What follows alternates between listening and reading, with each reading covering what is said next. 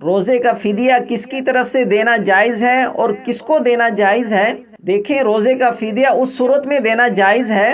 جب کوئی شخص بہت زیادہ بوڑھا اور ضعیف ہونے کی وجہ سے بالکل روزہ نہ رکھ سکتا ہو، یا ایسی بیماری میں مبتلا ہو کہ روزے کی بالکل طاقت نہ رکھتا ہو اور ڈاکٹروں کے مطابق آئندہ اس کی صحت کی امید نہ ہو۔ ایسے فرد کو ایک روزے کی جگہ ایک فدیہ دینے کی اجازت ہے، اور ایک فدیہ کی مقدار صدقہ فطر کے برابر ہے، یعنی 2.25 کلو گندم یا اس کی موجودہ قیمت ادا کر دے تو اس سے ایک روزے کا فدیہ ادا ہو جائے گا۔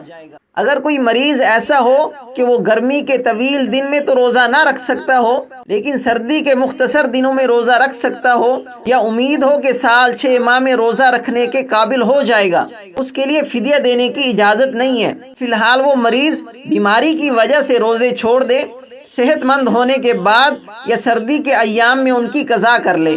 اگر کوئی مریض فدیہ دینے کے بعد روزے رکھنے پر قادر ہو جائے تو اس کے ذمے ان روزوں کی قضا لازم ہوگی اور فدیے میں دی گئی رقم صدقہ بن جائے گی۔ اب فدیہ دینا کس کو جائز ہے؟ جن افراد کو زکوٰۃ دینا جائز ہے ان کو فدیہ دینا بھی جائز ہے،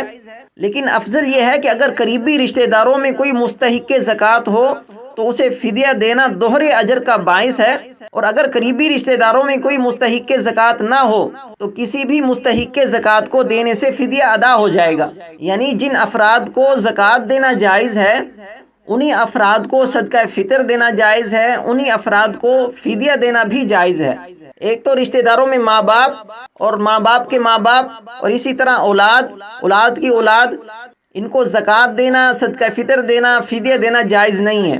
بہن بھائیوں کو اگر وہ مستحق زکوٰۃ ہیں تو ان کو زکوٰۃ دینا، فدیہ دینا، صدقہ فطر دینا دوہرے اجر کا باعث ہے۔ ایک تو زکوٰۃ دینے کا، صدقہ فطر دینے کا، فدیہ دینے کا ثواب ہے، اور دوسرا صلہ رحمی کا ثواب ہے۔